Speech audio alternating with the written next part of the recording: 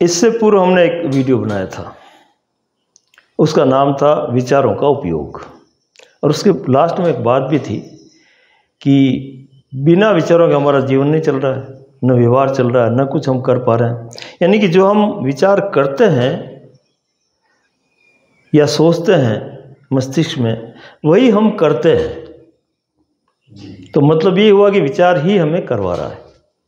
ठीक है, तो करने की बात तो एक जगह रही। अब इसके बाद एक बात और आती है। वो बात यह है कि मैं विचार कर रहा हूँ या मेरा विचार ऊंचा है, या मेरे विचारों को सब लोग माने, या मैंने विचार करके कोई नई चीज़ जो है दुनिया को दी है। इस तरह की एक छवि बनती है आदमी में, और वो अपने आप को जो है, उसके लिए बहुत से पद भी हैं, ज्ञानी है, महात्मा है, संत हैं, है ना, गुरु हैं। यहाँ तक वो पद प्रतिष्ठा में आकर के और अपने विचारों को सुप्रीम मान करके ऐसा सोचते हैं। वो सोचते हैं खुद कि मैं जो सोच रहा हूँ, मेरे जो विचार हैं वो अन्य के विचारों से उत्तम है, और मेरे विचारों को दूसरे भी मानने चाहिए, उनका प्रभाव उन पर पड़ना चाहिए। इस तरह की एक रुझान उसके अंदर जो है चलती है बराबर। और इस रुझान के चलते बहुत से विवाद भी हैं, तर्क वितर्क भी है, खींचातानी भी है, और उसका परिणाम यही हो रहा है कि झगड़ा हो रहा है, हल कुछ नहीं निकल रहा है, शांति नहीं मिल रही है। न अगले आने वाले को तृप्ति हो रही है और संतुष्टि हो रही है, और न कहने वाला संतुष्ट हो रहा है। वो भी कोई नए नए तरीके निकाल रहा है और वो नए नए प्रश्न खड़े कर रहा है। यानी कि एक जद्दोजहद और विवाद जो है निरंतर चलता आ रहा है। तो अपन ये सोचें कि क्या अपने विचार हैं? अपने विचार नहीं है। कैसे नहीं है, इस बात को समझते हैं हम। जब हमने जन्म लिया, मनुष्य की बात कर रहा हूं, हमने जन्म लिया, शरीर बना, संसार में आए, उसमें क्या विचार थे कोई हमारे? कोई विचार नहीं थे। इसका मतलब बिना विचारों के हम जिंदे थे। तो एक बात तो ये तय हुई कि बिना विचारों के भी रहा जा सकता है। एक जो भ्रम था ना दिमाग में कि विचार क्या बंद हो सकते हैं कभी, विचार क्या कभी रुक सकते हैं, निर्विचार कोई हो सकता है, और निर्विचार हो जाए तो उसका क्या होगा, ये जो चिंताएं खा रही थी, वो इस बात से निकल जाती है कि बिना विचार के ही हम आए हैं, और बिना विचार के हम बड़ी आसानी से, सुंदरता से, सहजता से जी रहे थे। कोई झंझट नहीं था उसका, उस समय का, जिस समय हमारा शरीर प्रकट हुआ, जन्म लिया हमने, और उसके बाद में जब विचार से हमारा मस्तिष्क भर गया, बोझिल हो गए, उन दोनों का अगर कंपैरिजन किया जाए, देखा जाए, तो वो ज़्यादा सुंदर लगता है। और कहते हैं कि लौटा दो हमारा कोई बचपन, ऐसा कुछ गाने भी हैं, है ना, कोई लौटा दे हमारा बचपन, वापस लौटा दे। यानी कि इतना प्यारा है। तो बिना विचार के कितना प्यारा था, नंबर एक। दूसरी बात, लोग कहते हैं कि ये मेरा विचार है। ये बिल्कुल गलत है। अपना विचार कोई हो ही नहीं सकता। क्यों? कि जो भी हमने लिया है यहाँ से उधार लिया है, विचार का आदान प्रदान किया है। विचार पहले से थे मौजूद, उनको हमने जैसा हम चुन सके, अपनी क्षमता के अनुसार जितना हम रिकॉर्ड कर सके, संग्रह कर सके, अपने अपने ढंग से लोगों ने किया है। सबकी क्षमता एक जैसी नहीं है, इसलिए अपनी क्षमता के अनुसार उन्होंने जो है अंदर संग्रह किया, स्मृति में भरा, और किसी ने कम भरा, किसी ने ज़्यादा भरा, किसी ने और तरह का भरा, अपने अपने लेवल बदल गए, है ना। अब जब वो बात करते हैं, वो उस भराव को लेकर के, स्मृति में भराव को लेकर के जब विचार एक दूसरे के सामने अभिव्यक्त करते हैं, तो फर्क आएगा, अंतर आएगा, और उस अंतर में विवाद खड़ा होता है कि मेरा विचार है, वो कहता है मेरा विचार है। दोनों का नहीं है, क्योंकि आगंतुक है। ये तो हुई यहाँ आकर के जो लोग विचार इधर उधर दे रहे हैं, प्रक्षेपण कर रहे हैं, आ जा रहे हैं, उनके संग्रह की बात। फिर इनको एक तरफ हटा करके अगर हम ये देखें कि आंखें देख रही है, कान सुन रहे हैं, ये जो पांचों ज्ञानेंद्रिय हैं, कान सुन रहे हैं, आंखें देख रही है, नाक जो है गंध ले रहा है, जीभ स्वाद ले रही है, चमड़ी स्पर्श करके किसी चीज़ को पहचान रही है, तो ये तो प्रकृति से दी हुई चीज़ है, पर इसमें भी अलगाव है, भेद है। क्यों कि जिस आँख से जिस चीज़ को कोई दूसरा व्यक्ति देख रहा है, उसी आँख से मैं भी देख रहा हूँ, तो मेरे देखने में और उसके देखने में ढंग बदल जाएंगे।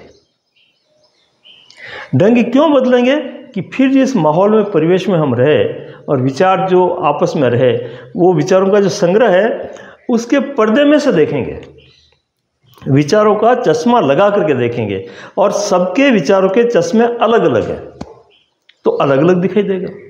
चीज़ एक ही है, लेकिन देखने का जो ढंग है, देखने का जो भाव है, उसका जो अर्थ निकालना है वो अलग अलग, वो बिल्कुल अलग होगा। जैसे कि कोई उसको अच्छा कहेगा, कोई बुरा कहेगा। हाँ, एक ही व्यक्ति उसको, एक व्यक्ति अच्छा कह रहा है, वही उसी चीज़ को देख करके दूसरा व्यक्ति उसको बुरा कह रहा है। अब इसमें क्या हुआ, विचार बीच में आए, विचारों की धारणाएं थी, विचारों का जो संग्रह था, उस पर्दे में से होकर के वो देख रहा है। ठीक है ना। और फिर दूसरी बात क्या है कि मेरे विचार, तो मेरे विचार की जो जद्दोजहद उसने पकड़ रखी है, इसीलिए वो पर्दे आ रहे हैं। और मेरापन अगर मिट जाए तो झोंका क्यों देखे वो। मेरे विचार से मैंने देखा तो ऐसा दिखा, इस तरह की जब तक बात रहेगी तब तक भेद रहेगा, तब तक उलझन रहेगी, तब तक विवाद खड़ा रहेगा। और हकीकत में वो क्या है दोनों नहीं बता सकते, दोनों उलझे हुए रहेंगे। तो इसका मतलब क्या हो कि विचार आगंतुक हैं, विचार आते हैं या पैदा किए जाते हैं, लेकिन शुरू से हैं ऐसी बात नहीं है। पैदा करने की जो बात कर रहा हूँ मैं ना, वो भी नए विचारों से नहीं, जो विचार हमारे में संग्रह हैं उन्हीं के अंदर से कुछ अलग अलग निकाल करके, और हम जो है एक नई चीज़ उसको नाम देते हैं, एक नया जामा पहना देते हैं और नया नाम देते हैं, नामकरण कर देते हैं, नए शब्द दे देते हैं, जिससे अपनी पहचान बनाते हैं कि ये मेरा विचार है और मेरे विचार की ये निशानी है पहचानने के लिए। तो इस तरह से सबने अपने अपने अपने अपने जामे पहना रखे और फिर उनको जो युद्ध में उतार दिया। और इन्हीं विचारों के कारण ये जो धार्मिक संघर्ष जो हो रहा है ना, ये मेरे विचार के कारण ही हो रहा है। मेरा विचार है, अगर ये समझ में आ जाए आदमी कि मेरा विचार किसी का नहीं होता है, विचार सब आदान प्रदान एक तरंग की तरह है, आ जा रहे हैं, है ना। अगर ये समझ में आ जाए तो फिर ये धार्मिक युद्ध भी बंद हो जाता है। ये जो खींचातानी है ना, मुस्लिम का अपना अलग विचार, उनको जैसा सिखा दिया गया, जैसा उसमें संग्रह में डाला गया, हिंदू का अलग विचार, ईसाई का अलग विचार। तो ये जो विचारों की जमघट है, इसी को लेकर के युद्ध हो रहे हैं, खींचातानी हो रही है और एक दूसरे को कोई मान नहीं रहा। जैसे ये भी विचार ही कि मैं मुसलमान हूँ, मैं हिंदू हूँ, मैं ईसाई हूँ, बचपन में तो कोई कुछ ना बचपन में कुछ नहीं था, किसी प्रकार का जामा नहीं पहना हुआ था, न उसका कोई मतलब जो उसको कोई चिन्ह दिया गया था, परमात्मा ने न लिख करके भेजा था कि तू ऐसा है वैसा है, जो का त्यों उतार दिया, है ना। लेकिन यहाँ जिन विचारों ने अपना एक जाल बुन करके और एक लेबल लगा करके और उसमें डाल करके उसके अहंकार को भी मजबूत किया, उनके विचारों को भी जो है आगे पीछे जिद्दी बना दिया, ढंग से सोचने की क्षमता उनमें नहीं रखी, और फिर जो है युद्ध पे उतारू हो गए, लड़े झगड़े पर। ये आज भी चल रहा है।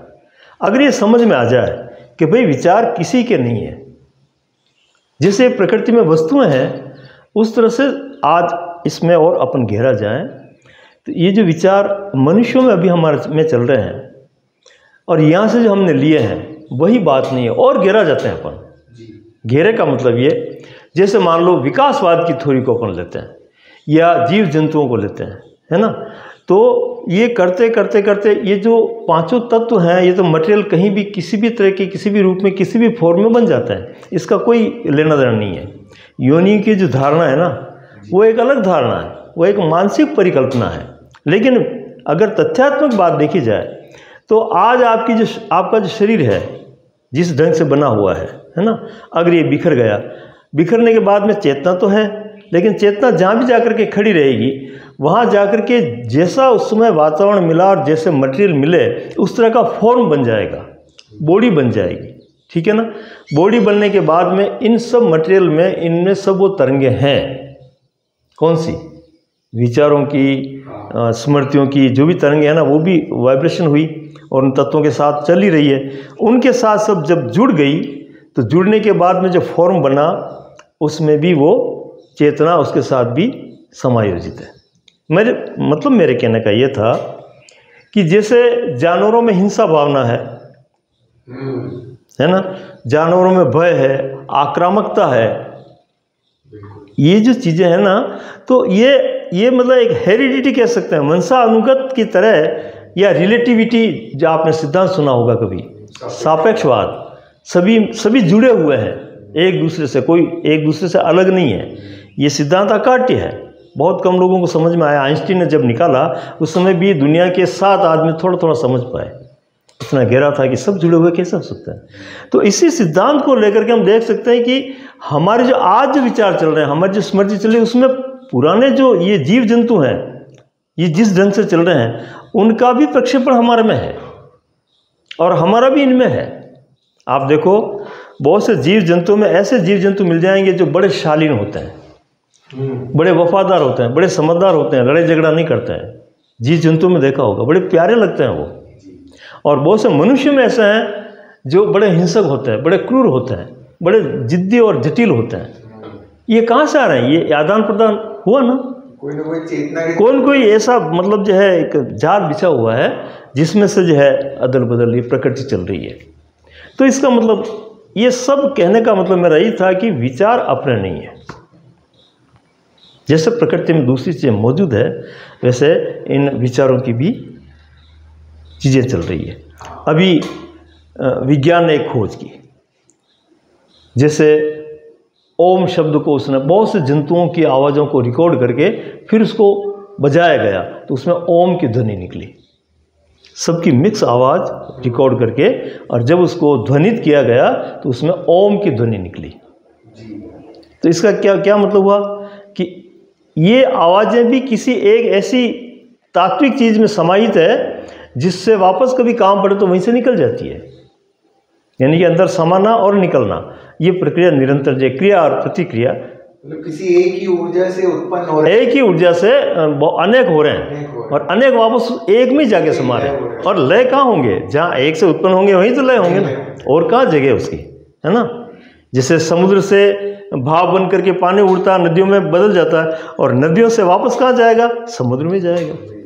तो एक से सब अनेक बनेंगी और अनेक से वापस एक में होगा। ये एक चक्र जो है, इसका हमारे मनुष्यों ने जो है खोज भी की है, अन्वेषण भी किया है, और इस पर गहरे उतरे भी हैं, और इसको ब्रह्म नाम भी दिया उन्होंने। एको ब्रह्म द्वितीय नास्ति, यानी कि एक ब्रह्म ही शाश्वत सत्य है जिसमें अनेक होते हैं और वो अनेक वापस एक में चले जाते हैं। द्वितीय नास्ति का मतलब दूसरा सही नहीं है, दूसरा है तो सही, पर उसको माया रूप में बताया, मिथ्या रूप में बताया, झूठ नहीं कहा। झूठ और मिथ्या में फर्क है। मिथ्या का मतलब होता है कि है लेकिन नहीं भी है जैसा दिखे। जैसे अभी अपनी एक बात हुई कि मैं मुस्लिम हूँ, मैं हिंदू हूँ, मैं सिख हूँ, ये विचार मिथ्या इसको कहा गया? हाँ, ये मिथ्या ही है ना। हाँ, मिथ्या ही है नहीं। हाँ। और मान रहा है वो है नहीं, होना है स्वयं का। हाँ, वो जो होना है उसको नहीं पहचान रहा है। उसको पहचान ले तो फिर ये जो उस पर जो लेबल लगाया जा रहा है ना, वो उसको स्वीकार नहीं करे, लेकिन अपने असलियत को नहीं जान रहा है वो। फिर जिसने बता दिया फिर उसी को मानेगा। भाई कोई इनको तो पहचान रख करके जीना होगा ना उसको, है ना। पहचान के बगैर जिएगा कैसे वो? इसलिए नहीं जानने की वजह से ये मान्यता उस पर प्रभाव कर रही है। और अगर वो जान ले अपने स्वरूप को कि मैं वास्तव में क्या हूँ अपने आप में, तो वो अपने आप ही हिंदू भी हट जाएगा, मुसलमान भी हट जाएगा और ईसाई भी हट जाएगा। सब लेवल की कोई लेवल सब मतलब जो है बिखर जाएंगे और वो अपने आप में एक अलग ही तरीके हंसती रहेगा, है ना। और इस पचड़े से अलग हो जाएगा, शांत हो जाएगा वो, मतलब शांति से जीवन जिएगा। तो ये समझ काम करेगी, है ना। अब यही विचार आदमी को सुखी करते हैं, यही विचार आदमी को दुखी करते हैं, यही समस्या पैदा करते हैं, यही समाधान करते हैं। लेकिन विचारों से समाधान नहीं होता है, क्योंकि विचार अपने आप में समस्या है। विचार अपने आप में एक समस्या है। तो समस्या अगर समाधान करने चले, जो खुद ही समस्या है, तो क्या समाधान करेगी वो? समाधान जैसा भ्रम पैदा कर सकती है, लेकिन समाधान नहीं कर सकती। आज तक किसी विचार ने समाधान नहीं किया। अब आप प्रश्न उठा सकते हैं कि साहब विज्ञान ने जो इतनी खोज की, आविष्कार किए, ये किया, वो किया, उसने समाधान नहीं किया, उसने पूर्ति की। सुविधा, जो आवश्यकताएं पड़ी आदमी को, इंद्रियगत जो आवश्यकताएं पड़ी, और जो उसकी इच्छाएं हुई कि मैं यहाँ जा कर के देखूँ, वहाँ जा कर के चंद्रमा पे जाऊँ, मैं मंगल पे जाऊँ, जो इच्छाएं हुई उसकी, उसको वहाँ कैसा लगता है, यहाँ का तो वो जा नहीं रहा है, पर वहाँ कैसा लगता है, तो इन इच्छाओं की पूर्ति के लिए उसने जो है तरीके ढूंढने शुरू किए। और उसमें कौन से विचार काम किए? वो जो शुरू से चले आ रहा है। मैंने आपको कहा ना, कौन सा? विचारों का एक पूरा मोब समायोजन चल रहा है। जो पहले जो आविष्कृत हो चुके हैं लोग, उनके भी जो विचार हैं, उन्होंने भी अपने ढंग से कुछ किया, तो वो भी मतलब जो आकर के उनसे भी आमना सामना होता है। जब उस वे में आप बढ़ते हो ना, विचार सब मौजूद हैं, सबकी खोजें मौजूद है, सबके परीक्षण निरीक्षण, और उनकी जो त्वरा थी, गति थी, वो तरंगे गई थोड़ी है, ब्रह्मांड में फैली हुई है ना। तो आप जिस दिशा में बढ़ेंगे कि मुझे ये चाहिए, तो उस ढंग से उसने अपने ढंग से किया, और आपको अपने अनुकूल, अपनी क्षमता के अनुसार वो चीज़, वो विचार, वो तरंग सेट हो जाएगी, और एक कोई नई चीज़ आप में पैदा हो जाएगी। ये हो गया आविष्कार। पहले से ही मौजूद है, पहले से सब मौजूद है। आविष्कार मतलब नया कुछ आ रहा है या आप नई खोज कर रहे हो, ऐसा कुछ नहीं है। सिर्फ आपको एक ढंग से, एक तरीके से उसके साथ सामीप्य करना है, उसके साथ जुड़ना है, और फिर उससे क्या आ रहा है वो ज्यों का त्यों देखना है। आप क्या चाहते हैं वो भी उसको कहना है। दोनों का जब तालमेल बैठेगा, तीसरी चीज़ अपने आप निकल आएगी। पहले से मौजूद है, नया आदमी कोई कुछ नहीं कर रहा है। अब मेरे विचार हैं, ये बात और नीचे हो जाती है। इस अगर थ्योरी को समझा जाए तो कोई कहता है कि मेरे विचार पर जो दम भरता है, अभिमान करता है, तो इसको समझने के बाद में वो इतना शांत और गंभीर हो जाता है कि ये तो सब हो चुका है, जो हो चुका है, अब उसी को हम देख रहे हैं, हम खोज कर रहे हैं। अब खोजते हैं किसको है मालूम है आपको? जिसको नहीं जानते हैं ना, जो कहीं है जरूर। खोज का मतलब कहीं कहीं अस्तित्व है उसका, और आप ढूंढ रहे हो, गुम गई, आपसे नज़रअंदाज हो गई है, आपसे ओझल हो गई है, तो आप उसको वापस ढूंढ रहे हो। है तो ढूंढ रहे हो ना। जब वो जो है ही नहीं चीज़, उसको ढूंढोगे भी कैसे और खोजोगे भी कैसे? मिलेगी भी नहीं वो। इसका मतलब ये हुआ कि सारी खोजों के अंतर्गत सब चीज़ें पहले से मौजूद है, तभी खोजा जा रहा है, और तभी वो उपलब्ध हो रही है, तभी अपना काम कर रही है ना। तो विचार की इस प्रक्रिया में ज्यों ज्यों हम गहरा उतरेंगे, त्यों त्यों मालूम पड़ेगा कि ये भी एक तात्विक दृष्टि से, एक रेंज की दृष्टि से, एक वाइब्रेशन की दृष्टि से सब जगह फैला हुआ है, और क्षमता के अनुसार मिल रहा है।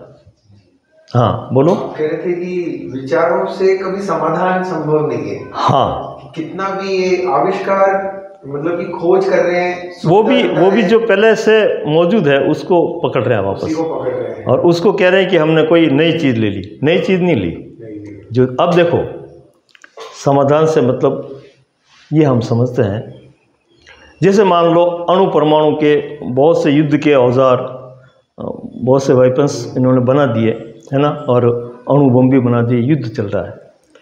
अब इसके साथ साथ में, युद्ध के साथ साथ में शांति भी तो है, मन को समझाना भी है, और ये मैं ऐसा हिंसात्मक कार्य क्यों कर रहा हूँ, क्यों युद्ध में जा रहा हूँ, एक दिन शरीर नहीं रहेगा तो सब यहीं रह जाएगा, इस तरह की बात भी तो है ना, है।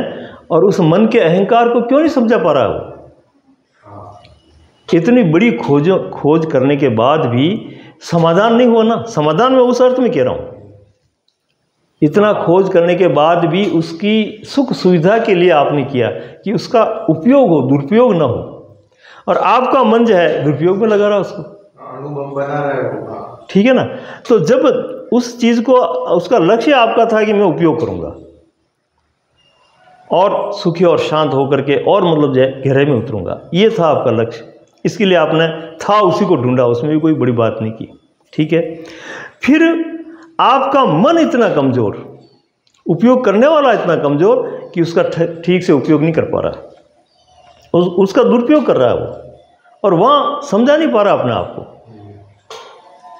वहाँ उसके विचार, उसकी खोज, उसकी जो गहन पैठ है वो काम नहीं कर रही है, तो यह समाधान नहीं हो रहा है, समस्या बनी हुई है। अब इससे अगर आगे भी कुछ मतलब जो है वो आविष्कार करेगा, उस तरह के करेगा, और उसका मन अगर वैसा ही रह गया, मन हिंसात्मक रह गया, मन आक्रामक रह गया, मन राग द्वेष वाला रह गया, तो जो भी चीज़ें आएगी उसका प्रयोग कैसे करेगा वो जिस तरह से चाहेगा वैसे ही करेगा ना। जैसी वृत्ति मूल में है, जैसी वृत्ति उसके पास है उस तरह का उसके हाथ में जो भी चीज़ आएगी तो करेगा वो, है ना। तो फिर वो जो है समस्या और बनती जाएगी और समस्या बढ़ेगी। जीवन में जो एक सुख शांति होनी चाहिए ना, उसके लिए उसने प्रयास किए, खोज की, और वो चीज़ें भी उसको उपलब्ध हुई। और सुख शांति की जगह अगर अशांति फैलाने में उन उपकरणों का उपयोग करता है, वो प्रयोग करता है, तो फिर ये कौन सी बुद्धिमानी हुई? ये तो समस्या बढ़ी ना, घटी कहाँ, है ना। तो यही बात है। इसलिए उस समाधान की बात मैं कर रहा था कि वो समाधान विचार नहीं दे पाएंगे। तो वो समाधान कहाँ से आएंगे? अच्छा, जैसे अपन ने अभी एक विचार किया कि खोज करने से पूर्व वस्तु वहाँ स्थित है, उसको जाके हमने ढूंढ लिया, नहीं बनाई नहीं। समझ रहे हैं मेरी बात को आप? जी। जैसे ये रेडियो तरंग चलती है, इसको ईथर, विज्ञान ने ईथर नाम दिया कि ईथर नाम की कोई चीज़ होती है, वो रेडियो तरंगों को इधर उधर आवाज़ पहुंचाती है। ईथर क्या हमने बनाई थी पहले से? ऑक्सीजन, हाइड्रोजन, नाइट्रोजन, ये जो गैसों के नाम दिए इन्होंने, ये गैसें थी पहले, ठीक है, नामकरण नहीं था उनका और ज़रूरी भी नहीं थी, पर उनका अस्तित्व था। यानी कि विज्ञान का खोज करने का मतलब वो चीज़ को ढूंढती है, चीज़ बनाती नहीं है, जो अस्तित्व में है उसको ढूंढ लेती है, और उसमें क्या क्या गुण है, कैसे वो काम करती है, उसका अध्ययन करती है और फिर उपयोग में लेती है। गुण भी पहले से है, वस्तु भी सब पहले से है, सिर्फ उसका उपयोग करती है। ये विज्ञान का काम है। बनाना, निर्माण करना, सृष्टि करना उसका काम नहीं है। और ये सृष्टि करना समाधान है। मैं जिस समाधान की बात कर रहा हूँ वहाँ तक जब तक नहीं पहुँचेगा तब तक इसको जो है वो चीज़ें ढूंढेगा और बेमेल ढंग से काम में लेगा, जैसे आज ले रहा है। पूरा विश्व जो है विज्ञान में और बढ़ भी गया, लेकिन विनाश की ओर जा रहा है, ठीक है ना। तो समाधान का मतलब ये कि अगर इन विचारों को हमने पकड़ करके रखा तो समाधान मिलेगा नहीं।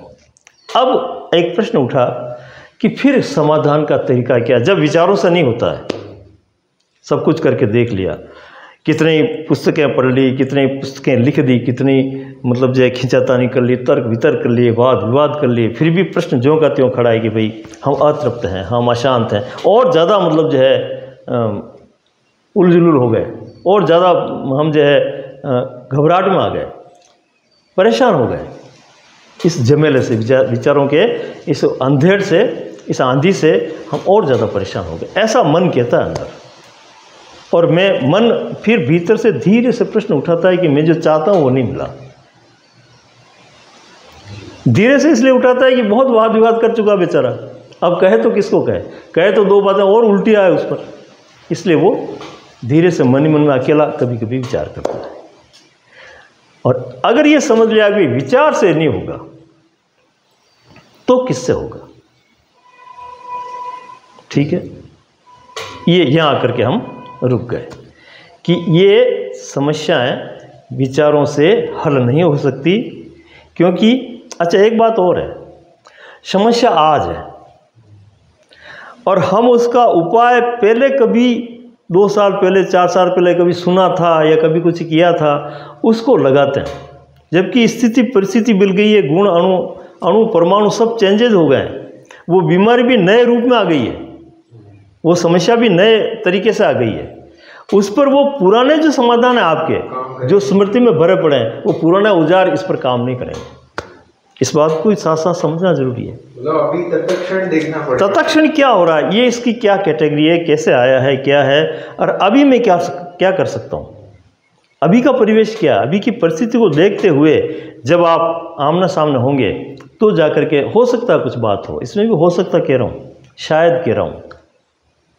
हाँ, अगर विचारों से चले तो फिर चूक सकते। शायद इसलिए कह रहा हूँ कि पुराने विचारों का ढर्रा अपना अपना है, वो बार बार अपना करके देख लिया आपने, समस्या ज्यों की त्यों खड़ी रही, क्योंकि समस्या नई है और आपके तरीके और आपके ढंग, आपकी विधियाँ, आप जो भी उस पर मतलब जो क्रिया प्रतिक्रिया करना चाहो वो पुरानी है, उसका दोनों का तालमेल नहीं है। नई चीज़ पर पुरानी का कोई तालमेल नहीं है। अब नई को कैसे हम जो है हल करें, अब आ रहे हैं मूल मुद्दे पर कि विचारों से समस्या हल नहीं होती है और समस्या है उसको हल भी करना है, क्या करें? बड़ा गंभीर प्रश्न है ना, ठीक है ना। तो नई समस्या आई, हमारे पास पुराने विचार हैं, अब हमें समझना होगा कि पुराने विचार नई पर काम नहीं देंगे। पहली बात तो ये समझनी, एक। दूसरा ये समझना है कि वो समस्या किस तरह की है। हमने जो भी पहले समझा समस्याओं को, वो समस्या उस ढंग की थी और वो विचार भी पुराने थे, समस्या भी पुरानी हो गई, उस ढंग से उनको हल किया। कुछ हो पाया ना हो पाया वो बात दूसरी है, लेकिन अभी जो समस्या आई है उस पर पुराने विचारों को काम में नहीं लेना है, नंबर एक बात। और काम में नहीं लेना है तो उस समस्या को पहले समझना है।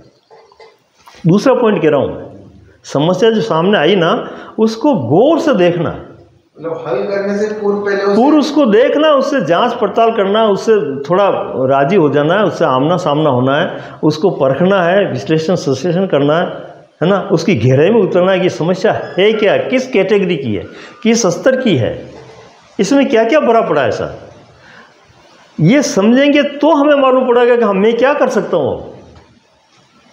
बिल्कुल ठीक बात। ये कैसी समस्या है, उसकी कैटेगरी कैसी है, किस ढंग की है, कैसे जटिल होगी, कैसे इसको ठीक करो, ये नहीं सोचना अभी। ये कैसी है इसका अन्वेषण करो, आप उसको पहचानो बहुत गहराई से जा कर के।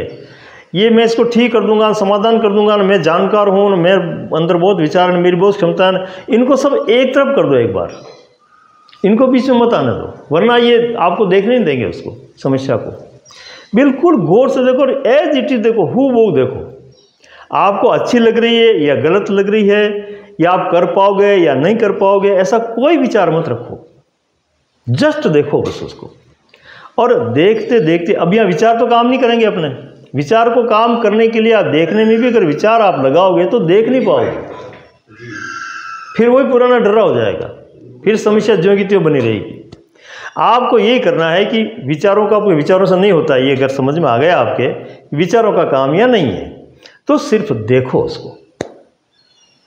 अब जो जो आप बिना विचारों के देखोगे त्यों त्यों वो खुलेगी। कौन खुलेगी?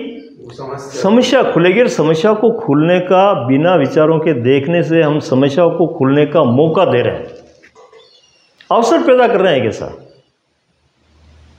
विचारों के दबाव से, विचारों के उस जकड़न से वो खुल नहीं पा रही थी पहले। समझो इस बात को, बहुत गहरी बात है ये। क्यों नहीं खुल पा रही थी? क्योंकि हम वैसे जबरदस्ती दबाव डाल रहे थे उस पर, बिना ही बात का आरोपित कर रहे थे, ऐसा नहीं वैसा नहीं, यूं करके हम रुक जाते थे बार बार, है ना। तो वैसा नहीं करना, किसी प्रकार का उस पर दबाव नहीं डालना समस्या पर। समस्या को एज इट इज सामने रखो, ज्यों की त्यों है, देखते रहो बस। देखते देखते वो खुलने लग जाएगी। जैसे कोई पुष्प है गुलाब का, बड़ा प्यारा लग रहा, देख रहे हो आप, और आप कहो कि मैं इसको खोलूँ, ये करूँ, तो अब वो जिस ढंग से खुलना चाहिए, जिस ढंग से खुल करके सुंदर दिखना चाहिए, वैसा वो नहीं खिल पाएगा, क्योंकि आपके दबाव लग रहे हैं, आप जबरदस्ती कर रहे हो उसके साथ में। आप तो चुपचाप बैठ जाओ उसके सामने और निहारते रहो, देखते रहो, जैसे भी वो खुलना है उसको खुल जाएगा। उसका खुलना फिर आपकी समझ में भी आएगा कि ये खुलता कैसे है।